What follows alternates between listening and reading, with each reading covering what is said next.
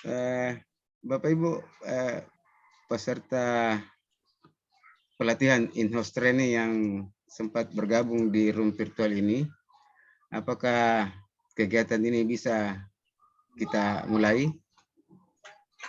Bisa. Ya, bisa. Oh, oke, Pak. Baik,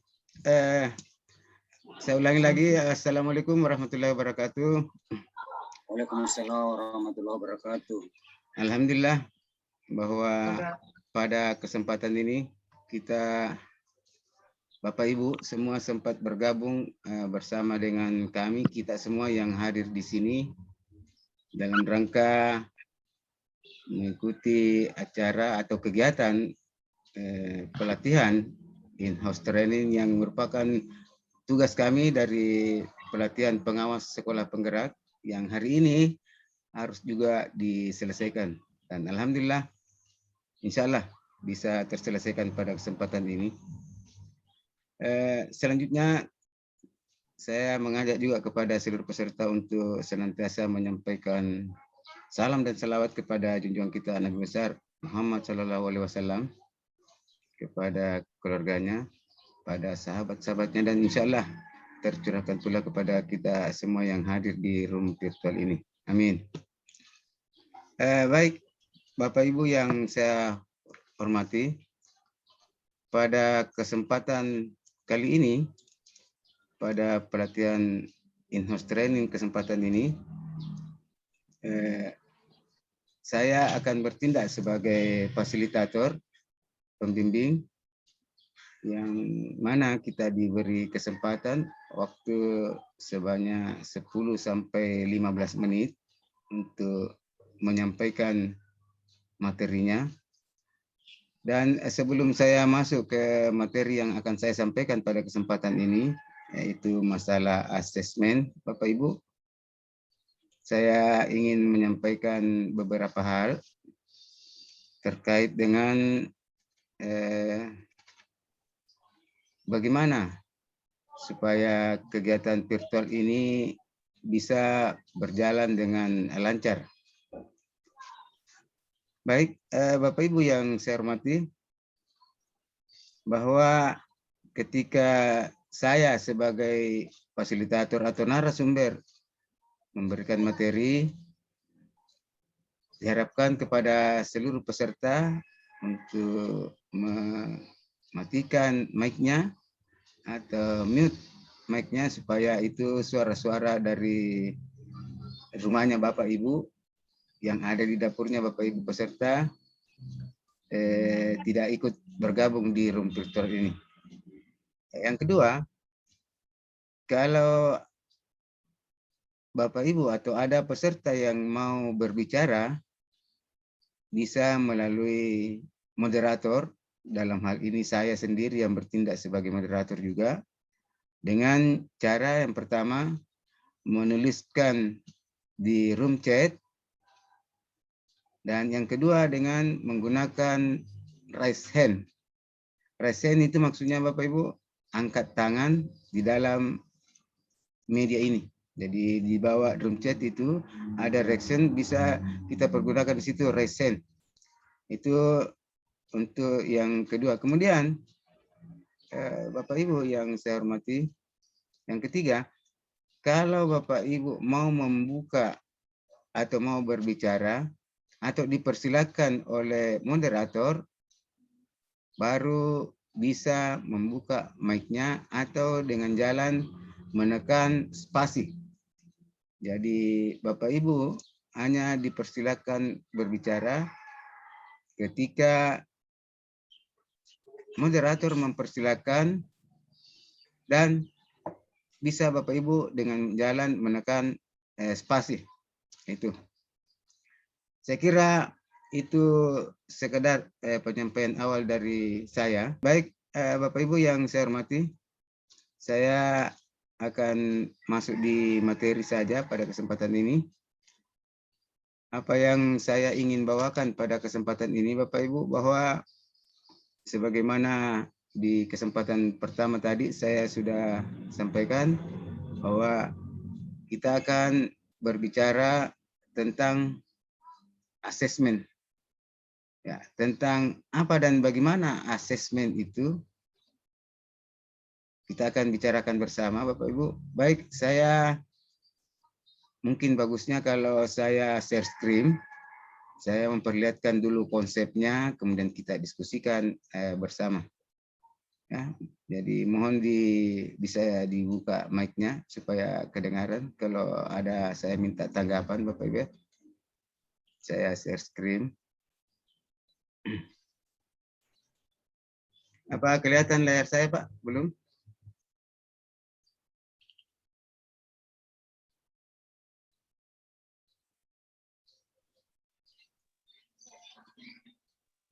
Sudah Pak, Mohon. cuma baru tampilan Oh iya apa ya. namanya nih. Ya.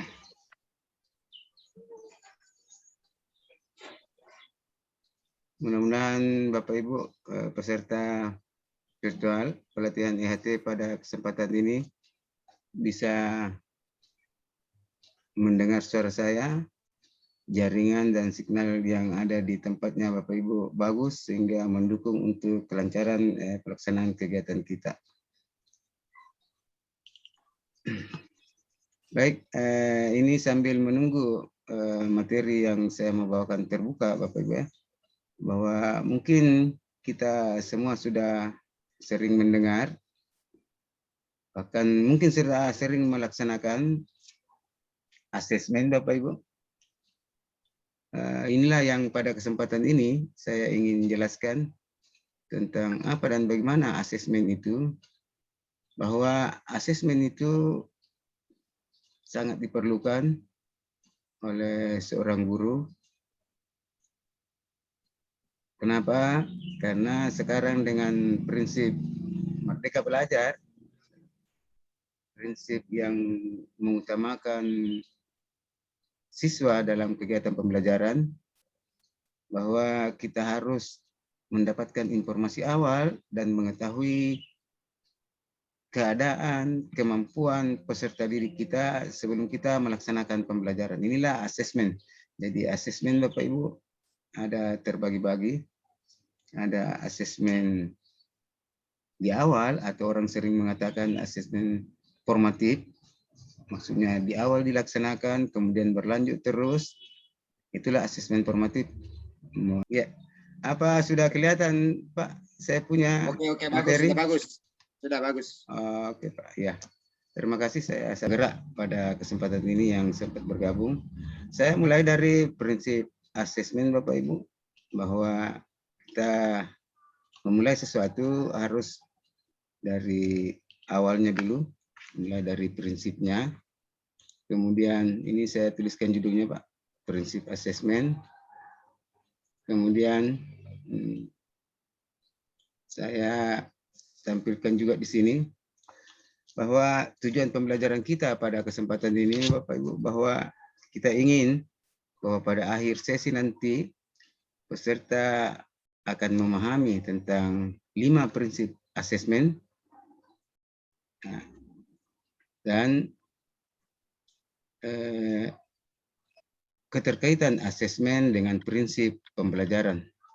Kemudian tujuan yang ketiga Bapak Ibu adalah bagaimana asesmen dalam alur penerapan pembelajaran.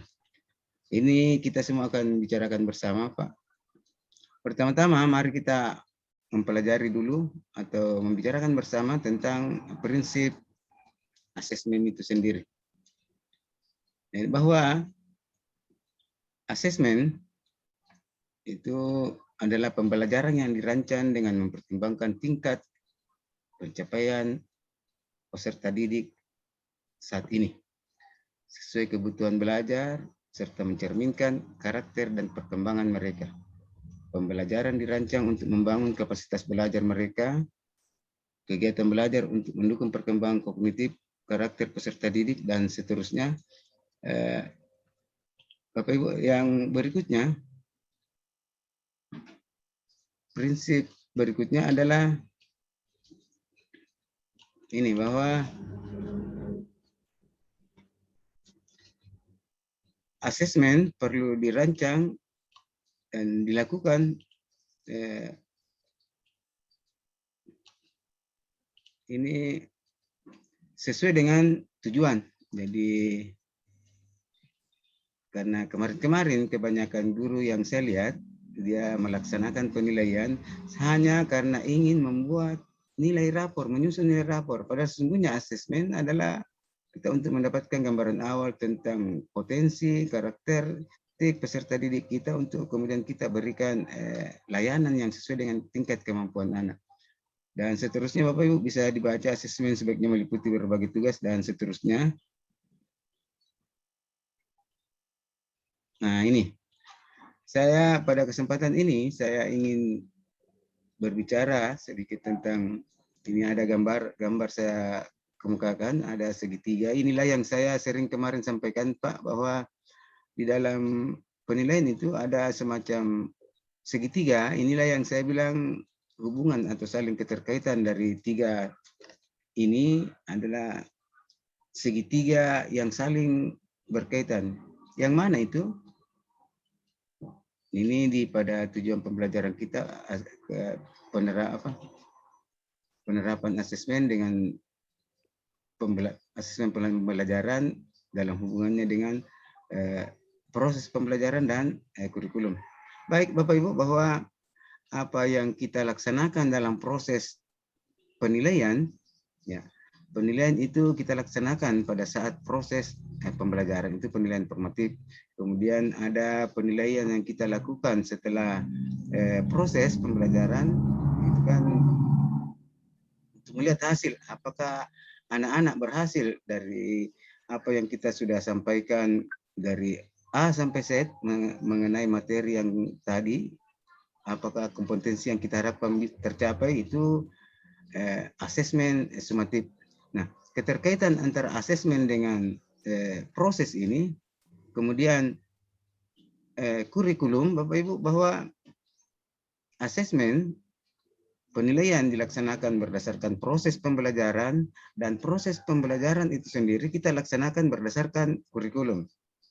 Bapak Ibu yang saya hormati, bahwa apa itu kurikulum? Kurikulum, membaca kurikulum sebuah sekolah, kita akan jelas melihat bahwa di sekolah itu apa yang dia programkan, mau kemana dia punya sekolah, bagaimana caranya sampai ke sana, bagaimana tentang penjadwalannya, bagaimana kegiatan ekstrakurikulernya, bagaimana faktor pendukung lainnya. Jadi orang dengan membaca kurikulumnya sudah bisa tahu, oh ini mau ke sana dengan jalan seperti ini, pengaturan kesesuaiannya juga seperti ini, itu di kurikulum diatur.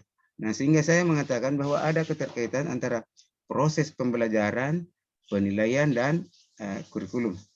Baik, Bapak Ibu yang saya hormati, bahwa sebagaimana tadi saya sudah sampaikan bahwa di pembelajaran kita pada kesempatan ini kita hanya punya waktu sebanyak paling banyak 15 menit.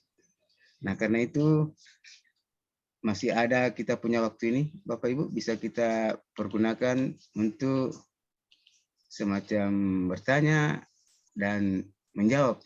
Kalau ada yang saya bisa memberikan penjelasan, insya Allah saya akan berikan penjelasannya. Dan kalaupun ada teman lain yang bisa memberikan masukannya, insya Allah akan dibicarakan bersama. Baik, Bapak Ibu, siapa tahu, saya kira ini materi yang sempat saya paparkan pada kesempatan ini, dan selanjutnya saya minta, atau ada siapa tahu ada masukan dari Bapak Ibu, ada yang mau bicara terkait dengan materi yang saya sudah sampaikan ini, saya persilakan. Saya kira ya, kesempatan diskusi masih ada 3 menit Bapak Ibu sebelum kita tutup. Ya, ada yang mau bicara? Silakan Pak. Jadi Pak Mus. Iya, silakan Pak. Jadi assalamualaikum warahmatullahi wabarakatuh.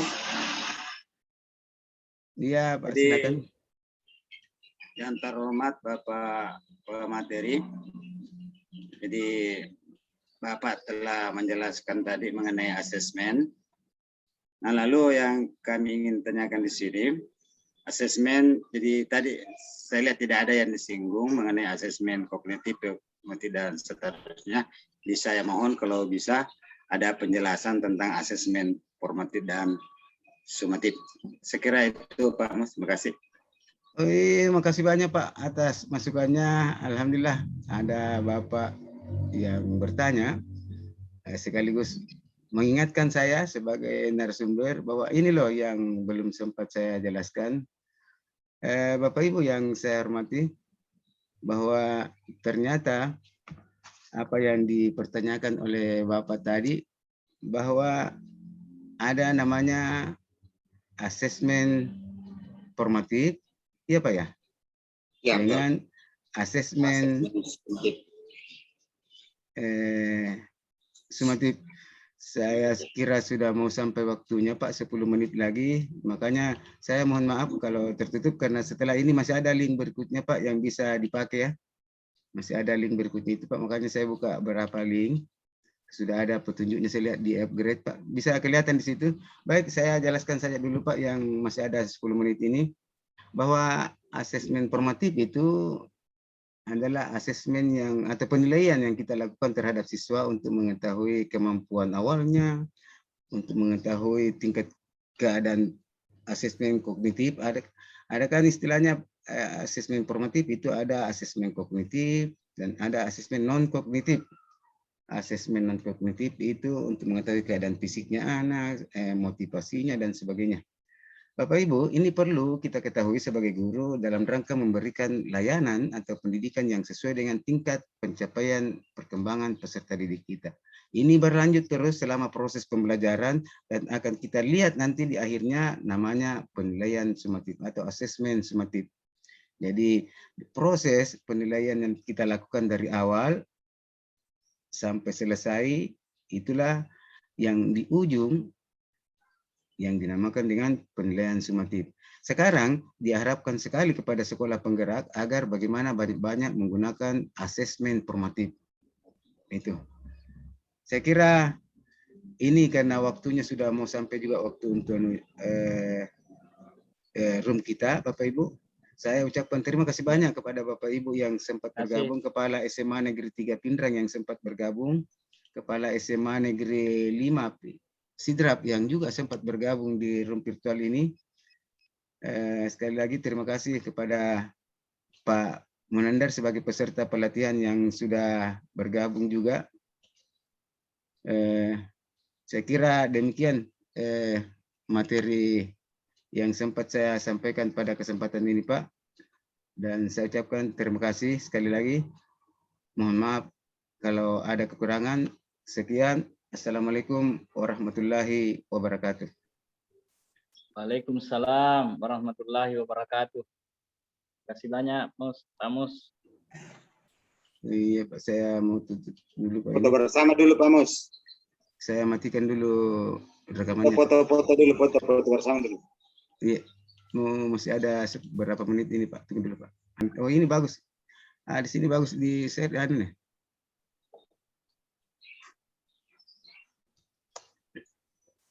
Stop rekaman.